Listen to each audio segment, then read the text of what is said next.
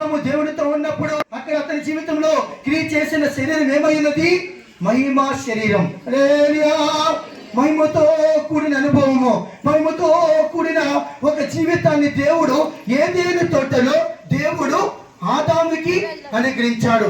ఎప్పుడైతే తన జీవితంలో అది అవిధేయత ప్రవేశించిందో, పాపము ప్రవేశించిందో, ఆ యొక్క మహిమ ఏమైపోయింది? ఆదాముని విడిచి ఏమైపోయింది? వెళ్ళిపోయింది. హల్లెలూయా, హల్లెలూయా. ప్రియమైన వారలారా, అదే మహిమను తిరిగి యేసు ప్రభు మనకిచ్చుటకు ఆయన ఈ లోకములోనికి శరీరధారిగా వచ్చి ఉన్నాడు. అందువల్ల అపోస్తలుడైన పౌలు కొత్త నిబంధన సంఘస్థులను చూచి ఏం చెబుతూ ఉన్నాడు? మీరే మా మహిమయు మా ఆనందమును అయ్యున్నారు. అవును ప్రియులారా, మనము దేవుని యొక్క మహిమగా ఉన్నాము, దేవుని యొక్క ఆనందముగా ఉన్నాము. దేవుని మహిమపరిచే మహిమతో కూడిన ఆనందము కలిగిన వారిగా మనం ఉన్నాము. హల్లెలూయా, హల్లెలూయా. మూడవదిగా ఆదాము ఏం కోల్పోయినాడు? పాపము ద్వారా, అవిధేయత ద్వారా తన జీవితంలో ఏం కోల్పోయాడు? మహిమను కోల్పోయాడు. హల్లెలూయా, హల్లెలూయా. అందువల్ల అపోస్తలుడైన పౌలు ఫిలిప్పీ సంఘస్థులకు ఏమి రాయించి ఉన్నాడు? 3వ అధ్యాయం 21వ వాక్యములో ఈ దీన శరీరమును మహిమగల శరీరముగా మార్చమని అతడు కోరిచి ఉన్నాడు. అవును ప్రియులారా, దేవుని జనులమైన మనము ఒక దినమున మహిమ శరీరమును దాల్చుకుని ఉన్నాము. ఒక దినమున మనము మహిమ శరీరమును పొందబోచి ఉన్నాము. ఆ మహిమ నిమిత్తమే దేవుడు తన కుమారుణ్ణి శరీరధారిగా ఈ భూమి మీదకి పంపించాడు. హల్లెలూయా, హల్లెలూయా. యేసు వచ్చినప్పుడు, ఆయన తన మహిమతో వచ్చినప్పుడు ఈ దీన శరీరం అంతా ఏమైపోతుంది? ఏమైపోతుంది? మహిమ శరీరముగా మార్చబడుతుంది.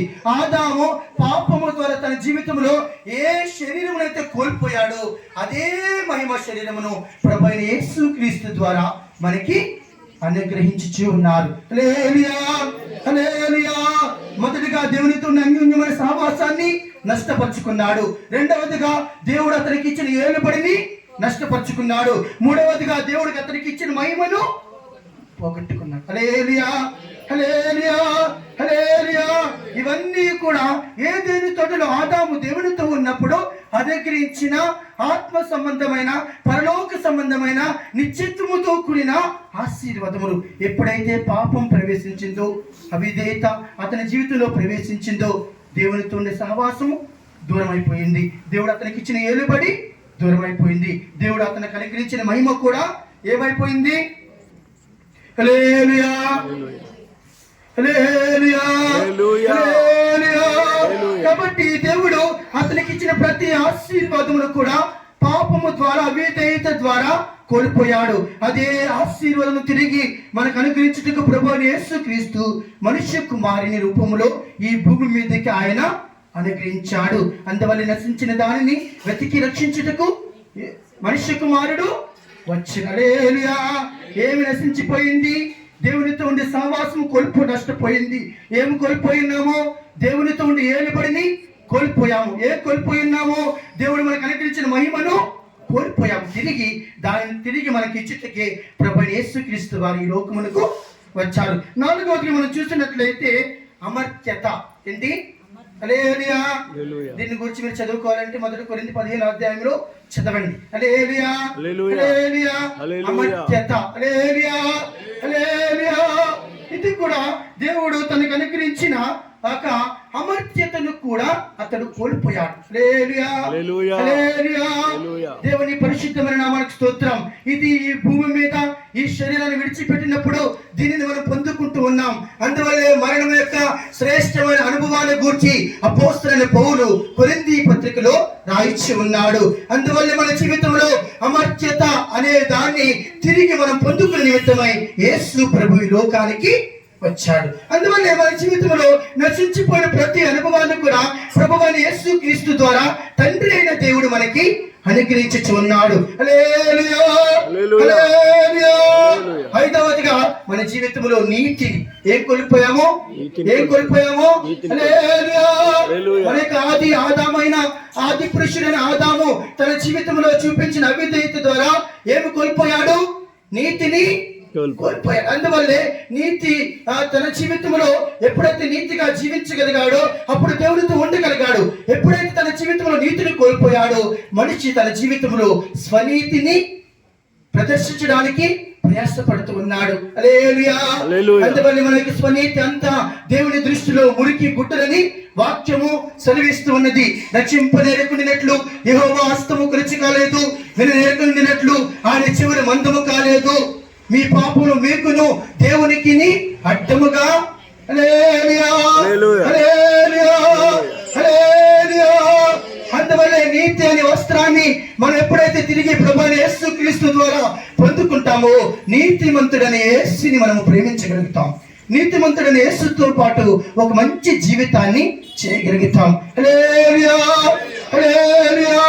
కాబట్టి మన యొక్క జీవితంలో ఆదాము ద్వారా కోల్పోయిన ఆశీర్వాదములన్నీ ప్రభువైన యేసుక్రీస్తు తిరిగి తన యొక్క మరణము మూలముగా, తన యొక్క జననము మూలంగా మనకి ఆయన అనుగ్రహించుచు ఉన్నారు. హల్లెలూయా, హల్లెలూయా. ఆ రోజుగా మనం చూసినట్లయితే స్వతంత్రతను కోల్పోయాడు. హల్లెలూయా, హల్లెలూయా. ఎప్పుడైతే అవిధేయత తన జీవితంలో ప్రవేశించిందో దేవుని యొక్క స్వతంత్రముగా జీవించిన ఆదాము ఏమైపోయాడు? పాపానికి బానిసత్వముగా మార్చబడ్డాడు, శ్రాపానికి బానిసత్వముగా మార్చబడ్డాడు. అన్యమైన కార్యాలకు, దేవునికి ఇష్టం లేని కార్యాలకు ఏమైపోయాడు? బానిసగా మార్చబడ్డాడు. హల్లెలూయా. అందువల్ల లోకములో జనులు మీరు చూడండి, వారు పలు విధములుగా బానిసత్వానికి గురైపోతూ ఉన్నారు, పాపానికి గురిగా మార్చబడుతూ ఉన్నారు, లోకములకు బానిసత్వముగా మార్చబడుతూ ఉన్నారు, లోక సంబంధమైన కార్యములకు వారి బానిసులుగా మార్చబడుతున్నారు. అందువల్ల వారి జీవితంలో విడుదల లేని అనుభవము, శాంతి లేని అనుభవము, వేదనతో కూడిన ఒక జీవితము, కలవరముతో కూడిన ఒక జీవితము లోక జనులలో చేర్చినది. కారణం బానిసత్వముతో కూడిన జీవితం, అనగా స్వతంత్రత లేకపోవడం. హల్లెలూయా, హల్లెలూయా. ప్రభువైన యేసుక్రీస్తు మనుష్య కుమారుడిగా ఈ లోకానికి వచ్చి స్వతంత్రతతో కూడిన జీవితాన్ని దేవుడు మనకి ఈ సత్యము ద్వారా అనుగ్రహించి ఉన్నాడు. ఆయనే మార్గము, సత్యము, జీవమునై ఉన్నాడు.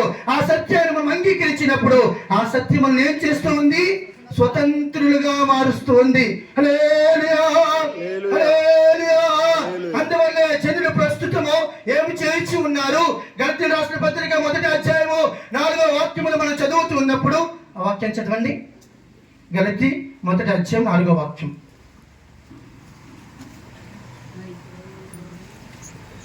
గలతీ 1వ అధ్యాయం 4వ వాక్యం. ప్రస్తుతపు దుష్ట కాలములో నుండి విమోచింపవలనని మన పాపముల నిమిత్తము. హల్లెలూయా, హల్లెలూయా. ప్రస్తుతము జరిగే దుష్ట కాలములో నుండి విమోచింపబడాలని మన పాపముల నిమిత్తము యేసు ప్రభు తన్ను తాను. హల్లెలూయా. అందువల్ల ప్రియమైన దేవుని జనులారా, ప్రియమైన దేవుని మాటలు వినిచున్న దేవుని జనులారా, ప్రస్తుతం అంతా కూడా దుఃఖకరముగా ఉండడం కారణమేమైంది? ప్రస్తుతము లోకములు అంతా కూడా దుష్టకరముగానే ఉంది, అశాంతికరముగానే ఉంది, కలవరముతో కూడిన జీవితము కలిగినదానే ఉంది. అయినప్పటికీ ప్రభువైన యేసుని మనం సొంత రక్షకునిగా అంగీకరించినప్పుడు ఈ దుష్ట కార్యములన్నిటిలోని దేవుడు మనం ఏం చేస్తూ ఉన్నాడు? ఆయన విడిపిస్తూ ఉన్నాడు. హల్లెలూయా, హల్లెలూయా, హల్లెలూయా. అందువల్ల ప్రియమైన దేవుని జనులారా, ఒకవేళ నీ జీవితంలో ఎటువంటి స్వతంత్రత లేని జీవితాన్ని నువ్వు జీవిస్తూ ఉన్నట్లయితే ఈ రాత్రి సమయంలో ప్రభు మాటలు వినిచిన నీవు ప్రభు హస్తాలకు నిన్ను అప్పగించుకున్నట్లయితే బానిసతతో కూడిన దాసత్వముతో కూడిన నీ జీవితాన్ని దేవుడు విడిపించబోతూ ఉన్నారు. హల్లెలూయా, హల్లెలూయా. నిన్ను విడిపించుట కొరకే యేసు బలిగా మార్చబడి ఉన్నాడు. నిన్ను విడిపించుట కొరకే యేసు కల్వారి శిలువలో ఆయన రక్తాన్ని చిందించి ఉన్నాడు. నీ క్షేమము కొరకు, నీ సుఖము కొరకే తను తాను బలిగా అర్పణముగా అర్పించుకుని ఉన్నాడు. అందువల్ల ప్రియమైన వారులారా, యేసుని మనము విశ్వసిద్దాం, యేసుని మనం అంగీకరిద్దాం. ఆది పురుషుడైన ఆదాము దేవుని యొద్ద నుండి అనేకమైన ఆశీర్వాదములు అతడు నష్టపరుచుకుని ఉన్నాడు. మన జీవితంలో ఆశీర్వాదములను తిరిగి పొందుకునే నిమిత్తమై యేసు ప్రభు మనుష్య కుమారుడిగా ఈ లోకానికి వచ్చాడు. ఆయన ఏదో దేవుడిగా కాదు, నిన్ను ప్రేమించి నీకొక తండ్రిగా, తల్లిగా, ఆదరణకర్తగా, స్నేహితుడిగా, బంధువుగా నీ ఎద్దకు వచ్చాడు. ప్రియమైన దేవుని చెల్లారా, ఒకవేళ లోకంలో జనులు నిన్ను ప్రేమిస్తున్నారంటే నీలో ఏదో ఒక గొప్ప కార్యము, శ్రేష్టమైన కార్యం ఉంటేనే నిన్ను ప్రేమిస్తారు. కానీ యేసు ప్రభు నీలో గొప్పది, శ్రేష్టమైనది ఏది ఆశించట్లేదు. కానీ నీ పాప జీవితాన్ని, నీ భ్రష్టమైన జీవితాన్ని, నీ దౌర్భాగ్యమైన జీవితాన్ని, నీ దుష్ట జీవితాన్ని మార్చుటకి ఆయన మనుష్య కుమారుడు ఈ లోకానికి వచ్చాడు. హల్లెలూయా, హల్లెలూయా. పాడైపోతున్న నీవు, నశించిపోతున్న నీవు, కలవరంతో, బాధలతో, దుఃఖముతో ఉన్న నీవు యేసుకి కావాలి.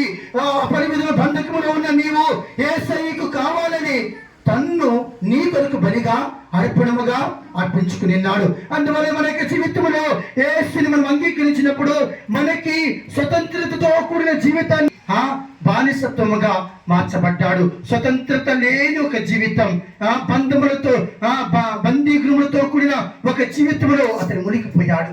హల్లెలూయా, హల్లెలూయా. యేసు సత్యమై అన్నారు. ఆ సత్యమును విశ్వసించినట్లయితే నిశ్చయముగా దేవుడు ఆ సత్యములో నుండి నీకు స్వతంత్రతతో కూడిన ఒక మంచి పరిశుద్ధ జీవితాన్ని, ఒక మంచి విశ్వాసముతో కూడిన జీవితాన్ని, ఒక మంచి శ్రేష్టమైన జీవితాన్ని నీకు ఇవ్వడానికి యేసు ప్రభు ఇష్టపడుతూ ఉన్నారు. ప్రియమైన దేవుని బిడ్డ, ఈ యొక్క దేవుని ఆ మాటలు వినిచున్న ప్రియమైన దేవుని జనులారా, ఈ రాత్రి సమయంలో ఒకవేళ నీ జీవితంలో కూడా ఏదైనా ఒక నష్టకరమైన మార్గంలో, ఏదైనా విడుదల లేని బంధకములో నువ్వు ఉన్నట్లయితే, యేసుని అంగీకరించినట్లయితే, యేసు నీ జీవితంలో కోల్పోయిన వాటిని తిరిగి అనుగ్రహించుటకు ఆయన శక్తివంతుడై ఉన్నాడు.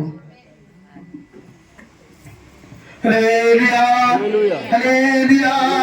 నశించిన దానిని వెతికి రక్షించుటకు మనుష్య కుమారుడు ఈ లోకములోనికి వచ్చాడు. ఏమి నశించిపోయింది? దేవునితో ఉండే సహవాసము నశించిపోయింది. ఏమి నశించిపోయింది?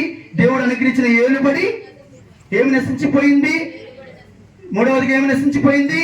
దేవుడు అనుగ్రహించిన మహిమ కోల్పోయాం. నాలుగవదిగా అమర్త్యత. ఐదవదిగా నీతి. హల్లెలూయా, హల్లెలూయా, హల్లెలూయా. కాబట్టి ప్రియమైన దేవుని జనులారా, తిరిగి యేసు ప్రభు ఈ లోకములో వీటన్నిటిని దేవుడు మనకి ఇవ్వడానికి ఆయన ఇష్టపడుతూ ఉన్నాడు. అందువల్ల మనుష్య కుమారుడిగా మన మధ్యలో నివసిస్తూ ఉన్నాడు. మనుష్య కుమారుడిగా మనతో ఆయన నివసిస్తూ ఉన్నాడు. మనుష్య కుమారుడిగా వచ్చి తన శ్రేష్టమైన జీవితాన్ని మన నిమిత్తమై బలిగా మార్చుకుని మనల్ని క్షమించి, మనం విడిపించి తన కొరకు, తన రాజ్యము కొరకు ఆయన సిద్ధపరచుచూ ఉన్నారు. హల్లెలూయా, హల్లెలూయా. ఆరవదిగా ఏం నష్టపరుచుకుని ఉన్నాడు? స్వతంత్రతను. హల్లెలూయా. అందువల్ల మనిషి ఈ లోకంలో స్వతంత్రంగా జీవించలేకపోతున్నాడు. ఎటుపోయినా సమస్యలే, ఎటుపోయినా ఇబ్బందులే, ఎటుపోయినా పోరాటములే, ఎటుపోయినా పరిమితములైన బంధకములు. హల్లెలూయా. ఎప్పుడైతే దేవునికి అవిధేయత చూపించాడు, అప్పుడు మనుషుడు పరిమితములైన పాపములో బంధించబడిపోయాడు. హల్లెలూయా, హల్లెలూయా. అందువల్ల ప్రియమైన దేవుని జనులారా, ఆ యొక్క బంధకముల నుండి విడిపించుటకే యేసు ప్రభువు మనుష్య కుమారుడుగా ఈ లోకములోనికి వచ్చాడు. హల్లెలూయా, హల్లెలూయా. ఏడవదిగా నిత్య జీవము. ఏం కోల్పోయాడు? ఆదాము అవిధేయతలో ఏం కోల్పోయాడు? హల్లెలూయా. ఈ నిత్య జీవాన్ని ప్రభు అయిన యేసుక్రీస్తు ఏ విధముగా దేవుడు మనకి అనుగ్రహించి ఉన్నారు? ప్రభు అయిన యేసుక్రీస్తుని ఎరుగుటియే నిత్య జీవము. అందువల్ల ప్రియమైన దేవుని జనులారా, ప్రియమైన దేవుని చేత ఏర్పరచబడిన జనులారా, ప్రభు యేసుక్రీస్తుని నువ్వు వెరిగి ఆయన మాటకు విధేయత చూపించి ఆయన మాటకు నువ్వు తగ్గించుకున్నట్లయితే ఆయన నిత్య జీవమును అనుగ్రహించుటకు ఆయన ఇష్టపడుతూ ఉన్నాడు. హల్లెలూయా, హల్లెలూయా, హల్లెలూయా, హల్లెలూయా. అందువల్ల దేవుడు లోకమును ఎంతో ప్రేమించాడు. ఎంత ప్రేమించాడు? ఏదో కొద్ది మాత్రము కాదు, ఏదో మనలో ఉన్నంత ప్రేమ కాదు. మనకున్న ప్రేమ కంటే ఆయన ప్రేమ ఏ విధముగా ఉన్నదంటే, తన చేతులంతా కూడా చాపి ఎలా ప్రేమించి ఉన్నాడు? ఆయన ప్రేమ అంతులేని ప్రేమ ఉన్నది. ఆయన ప్రేమ శ్రేష్టమైన ప్రేమగా ఉన్నది. ఆయన ప్రేమ త్యాగముతో కూడిన ప్రేమగా ఉన్నది. అందువల్లే యోహాను సువార్త 3:16 ఏమి చదువుతూ ఉన్నామో, దేవుడు లోకమును ఎంతో ప్రేమించి ఉన్నాడు, ఆయన యొక్క అద్వితీయ కుమారుని యందు విశ్వాసం నుంచి వాడు నశింపక నిత్య జీవము. హల్లెలూయా. అవును ప్రియులారా, యేసు యందు మనం విశ్వాసం ఉంచినట్లయితే నశించిపోము. యేసుని మనం నమ్మి అంగీకరించినట్లయితే మనం నశించిపోము. ఎందుకంటే ఈ లోకము శాశ్వతము కాదు. ఒక దినమున ఈ లోకం అంతా కూడా ఏమైపోతుంది? దేవుని యొక్క ఉగ్రత ద్వారా నశించిపోతుంది.